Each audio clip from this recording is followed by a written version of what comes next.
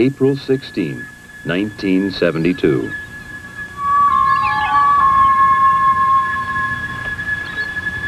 Apollo 16, man's fifth lunar landing, sat silently on the pad awaiting its mission. Inside the astronaut quarters, its relaxed crew ate Sunday breakfast. John Young, a veteran of 3 previous space flights, was commander. Ken Mattingly, command module pilot, would conduct orbital experiments around the moon, while Charles Duke explored the lunar surface with Young. April 22nd.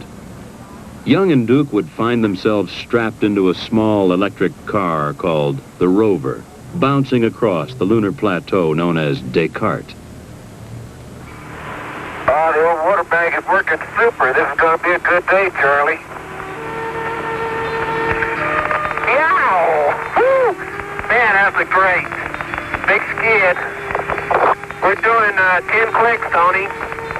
Covered me with dust on that one. As Young and Duke rode the bucking rover to the lunar formation called Stone Mountain, NASA geologist Farouk El-Baz wrote on a blackboard on Earth, "There is nothing so far removed from us to be beyond our reach, or so hidden that we cannot discover it." René Descartes. As John Young would later remark, Apollo 16 would certainly help prove that René Descartes was right. Compacted. Almost like a freshly plowed field that's been rained on. Yet less than 2 days before, it looked as though this would never happen. It was, in Young's words, a real cliffhanger. The Marshall Space Flight Center team was working on a launch vehicle gyroscope problem that threatened to scrub the mission. Less than an hour before liftoff, their advisory to the Kennedy Space Center launch team was go.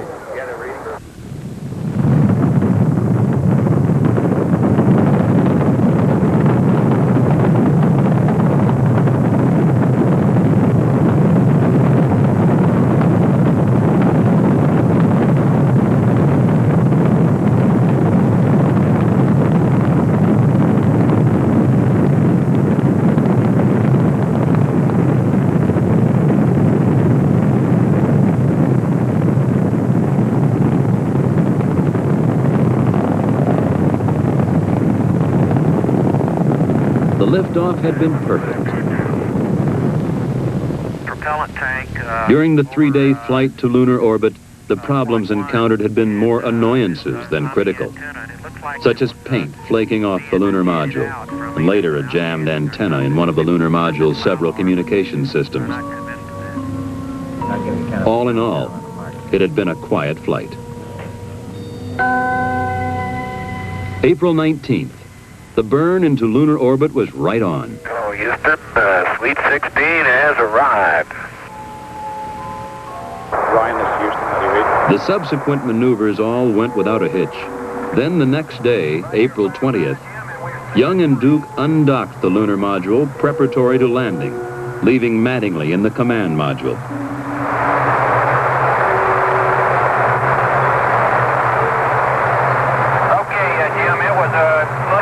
But we got it done.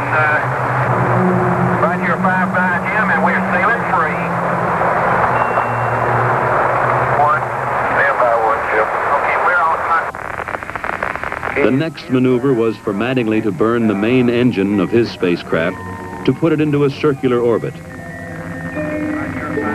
But as the lunar module emerged from behind the moon... No, sir. Copy, no, sir. No, sir. No, sir. Okay, guys. No circ.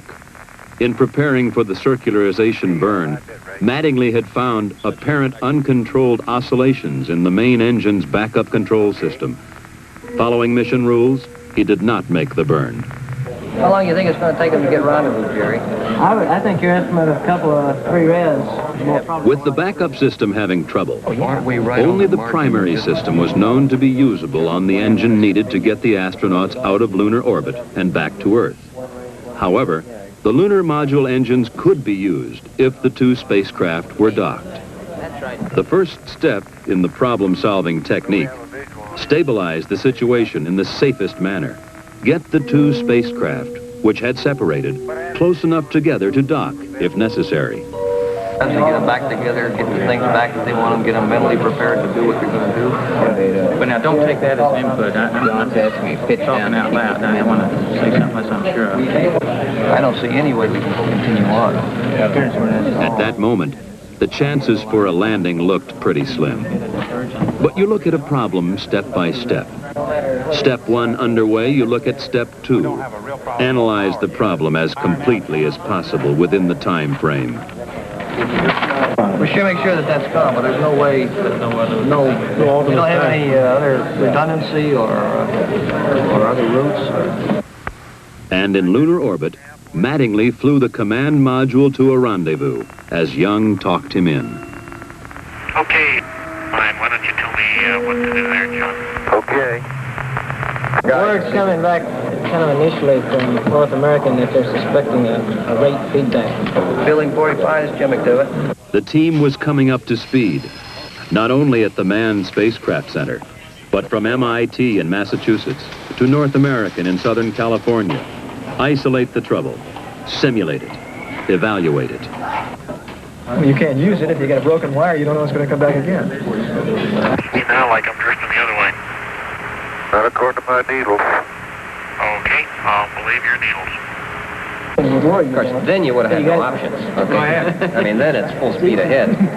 I just don't much see how we can make it on this next rev. I think you guys ought to continue to work. So you'd only do it if you had a failure on the primary. Well, how would you ever get the damn thing trimmed then? Well, I would, if I had a failure in a primary, I'd shut it down. Well, we must be going in the right direction then. Well, yeah, you're going to get there. Yeah, but I want you guys to go simulate it. Isolate, simulate, evaluate. The results were coming in. It was beginning to pay off. The simulator tests and other data were showing that with the engine on, the oscillations would do no harm. Despite the earlier pessimism, it was beginning to look pretty good. Okay, when you come up on AOS, on the next Rev 15, we'll give you a go or no-go for another try.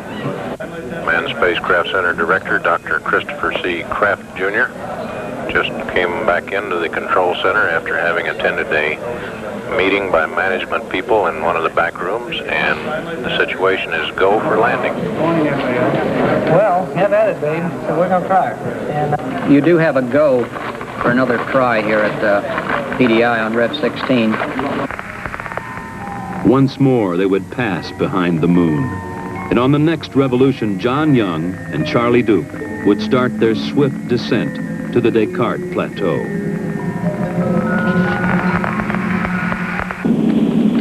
Okay, filter initialization looks good.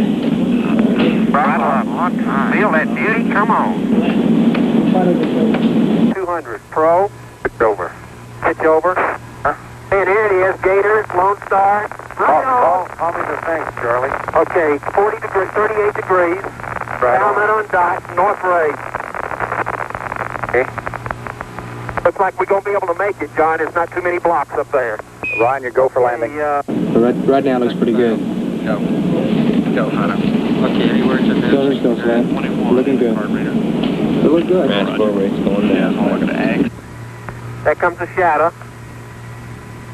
Okay, down at 3, 50 feet. Down at 4. Give me one click up. You're backing up slightly. Okay, 2 down. Stand by for contact. I'm gonna let her down. You level off. Let her on down. Okay, 6%. Plenty fat. Contact. Stop. Boom. Wow! Oh, man. Oh, the run is finally here, Houston.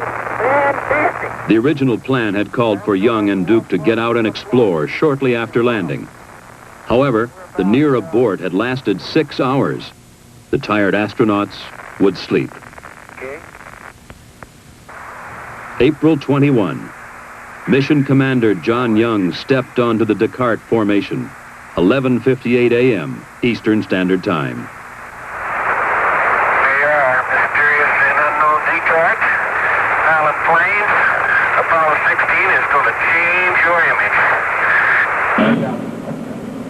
While their activities were monitored by Mission Control, Young and Duke were also observed by scientists, located across the hall in the Science Support Room. After unloading the rover from its storage bay in the lunar module, they planted the flag. Hey, John, this is perfect with the LIM and the rover and you and Stone Mountain and the old flag. Come on out here and give me a salute. Big Navy salute. Off the ground, one more. There we go. Good. Young set up an ultraviolet camera to provide the first astronomical observations from the moon. He took pictures of the Earth's upper atmosphere and magnetosphere and their interaction with the solar wind. He also photographed the interstellar gas present throughout space and the ultraviolet halos that appear around galaxies. Astronomers have long wanted a telescope on the moon. Perhaps this experiment would show the moon an ideal base for future astronomical observations. You want 2 pins?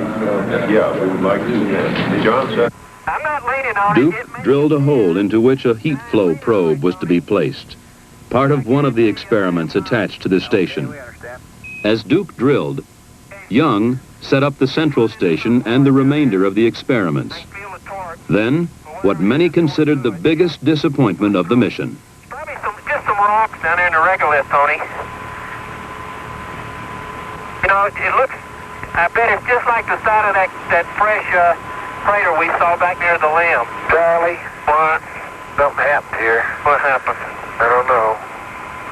Here's a line that pulled loose.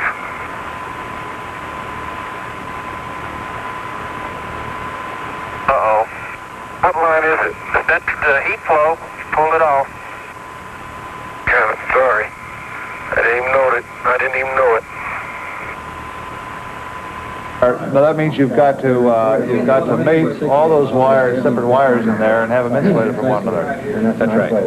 And if that doesn't occur, what are the chances of shorting out the central station? Well, that's another one that they're working. On Earth, they tried to figure a way to fix the heat flow. Sound doesn't travel too good to vacuum up. On the moon, the astronauts continued with the other experiments. Young placed a series of sensors in the soil, then fired explosive charges, mapping the lunar subsurface much as geologists on Earth use explosives to search for oil. 4, 3, 2, 1, fire.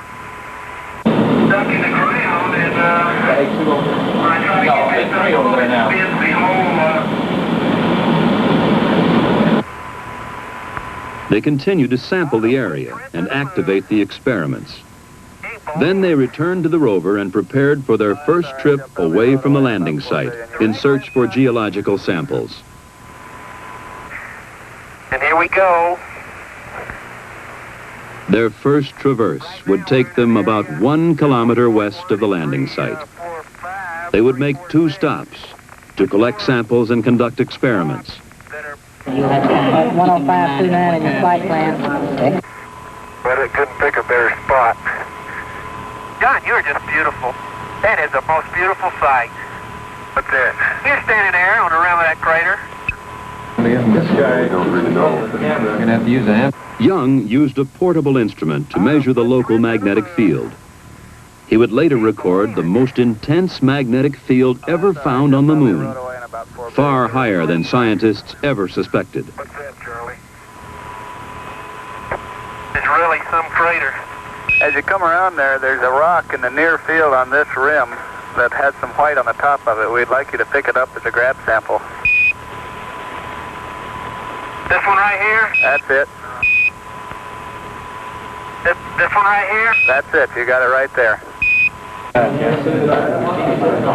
Okay, we copy that. There would be one more stop before they got back to the lunar module to close out this EVA. With Duke acting as photographer and Young as driver, they put the rover through a full test. Man, you are really bouncing. Is he on the ground at all? That's 10 kilometers. Huh? He's got about 2 wheels on the ground. Okay, turn sharp. I have no desire to turn sharp. Okay, here's the Sharpie. Hey, that's great. He's a big rooster tail out of all 4 wheels. And as he turns, he skids. The back end breaks loose just like on snow. Come on back, John. Hey, the DAC is running. Man, I'll tell you, Indy's never seen a driver like this. Okay, when he hits the craters and starts bouncing, it's when he gets his rooster tail. He makes sharp turns. Then it was back to their lunar base, activate experiments, and close out EVA-1.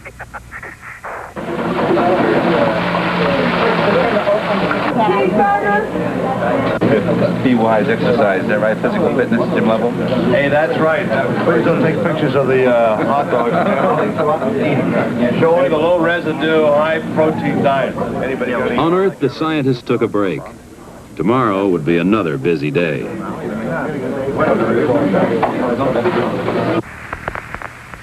April 22nd. The lunar surface temperature in the sun should be around 135 degrees today. Today they were headed a little over 4 kilometers south to climb their rover up the side of Stone Mountain. Man, we are really going up a hill, I'll tell you. Their first station, a crater 700 feet above their lunar module. Wow, what a place. What a view, isn't it, John? It's absolutely unreal. We really come up here, Tony. It's just spectacular. I have never seen it. All I can say is spectacular, and I know y'all are sick of that word, but my vocabulary is so limited. Let's see what we can do. If we got the rake soil, if we got certainly something, we could go to one-man sampling and maybe do it. They would make a total of 6 stops on this traverse, collecting samples from large rocks down through the intermediates to the smallest soil particles. They would operate experiments measuring the strength of local magnetic fields to measuring the resistance of the soil to compaction. 3, 4, 5, 6.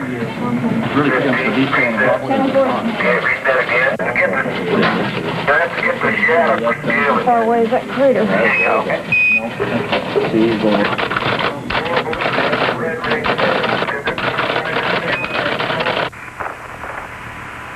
Man, we come a long way. Hey, John, it's easier to go straight across. That was fun. Well, I haven't had any trouble. Okay. I have a tough time walking up there. The sampling time used up, it was time to return to the rover and head back to the lunar module. And they did it in 2 minutes less travel time than ever 10 minutes pre-planned. Fantastic. Tony, how about an extension, you guys? We feeling good. That's all we're going to do tonight was sit around and talk. But with the limited oxygen and water in the backpacks, it was finally time to close out EVA-2. Okay.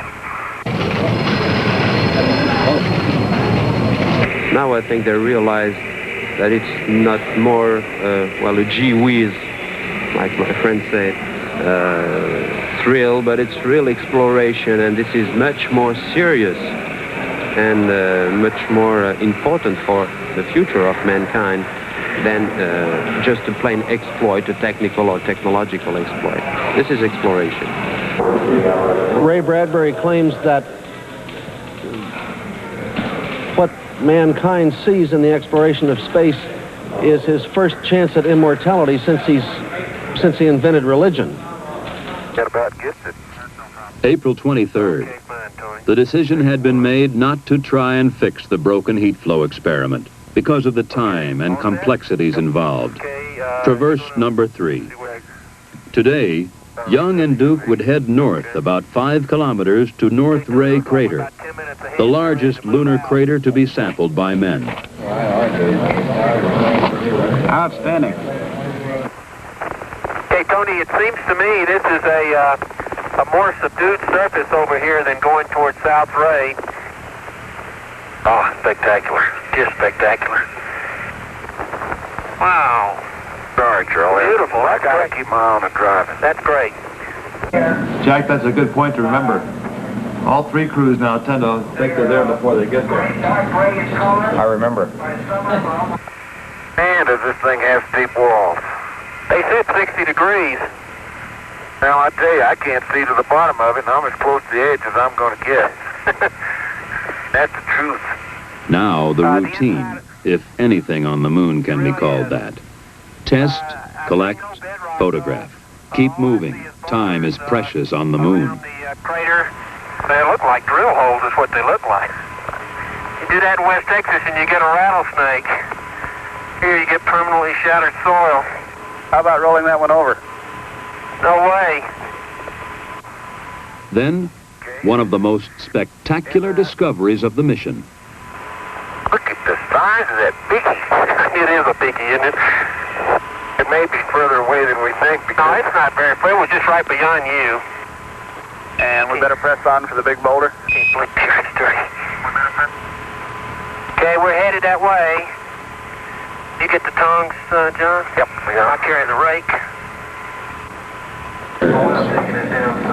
That big black dot. Fantastic. Like right here. If we could see to the bottom, we could say for sure if this big black rock is right out of the bottom. But my guess from the old photographs is it probably is. Okay, that sounds like a good guess. God, you mean they weren't at it? No. It looked like they were standing right there. Look at the size of that rock. I'm curious what they're going to look like when they stand next to it. We can see. The closer I get to it, the bigger it is. Yeah, but look at the permanent shattered part, Charlie. On this side over here? Yeah. And as our crew slowly sinks, we bet the project disappears into the sunset. Well, Tony, that's your house rock right there. Very good. Don't get too near the edge of that thing. It falls off. Look over at your right. It falls off pretty good. Yeah, I know. Yeah, keep going. Can't believe it. I can't either. Okay, let's go on back. I am. Be right with you. And we encourage you just to look for some variety. But now it was time to head back to their base and close out the EVA. All right, we think you could just about head south now. Yeah, the only reason. That's it. We're going home again, jiggity jig. During the previous EVA, a section of a rear fender had come off the rover, causing the astronauts to receive occasional showers of lunar dirt. And it's a beautiful sight.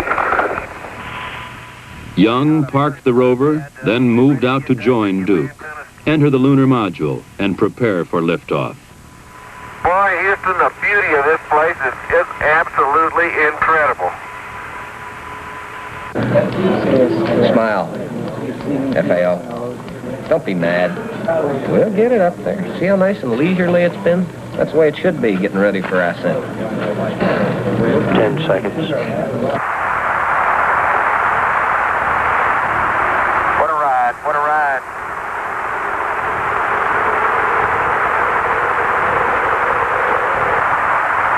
Pitchover's on time.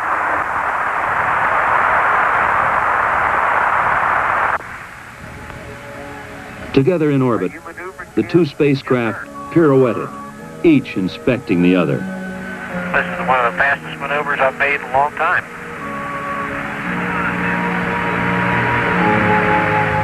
The inspections complete, the command module and lunar module maneuvered to docking. John Young, Ken Mattingly, and Charlie Duke, reunited aboard the command module, settled down for tomorrow's tasks. Jettison the lunar module and burn out of orbit to come home. April 25. Ken Mattingly left the confines of the command module cabin. 173,000 miles from Earth. As he orbited the moon, he had not only made visual observations, he had been operating a complex series of experiments. Many of these had returned instant data to Houston. 2 had taken thousands of high-resolution pictures of the lunar terrain. Now, Mattingly retrieved the film canisters and made his way back to the cabin with them, as Charlie Duke stood in the hatch to help him. It had been quite a mission. In John Young's words, I think we've seen as much in 10 days as most people see in 10 lifetimes. April 27, the last day. The crew looked out their windows through the 5,000-degree fireball of re-entry at their native planet.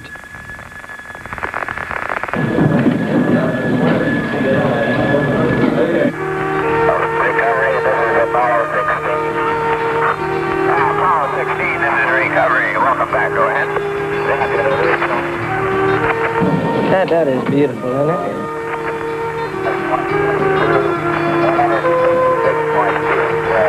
Now they're blooming. Beautiful. There they are. Beautiful.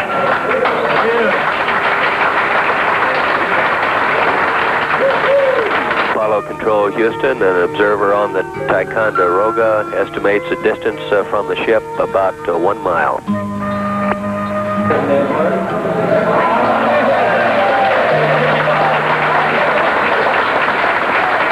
Just got it on in time.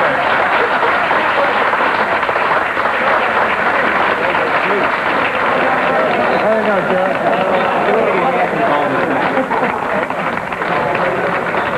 Now, You saw an example of goal-oriented teamwork in action. The kind of thing that made this country great and the kind of thing that's going to keep it that way. A real smooth shot. Every bit of it, Gary. You brought them in beautifully. Well done, young man. Outstanding. I cannot touch that cigar anymore. I cannot.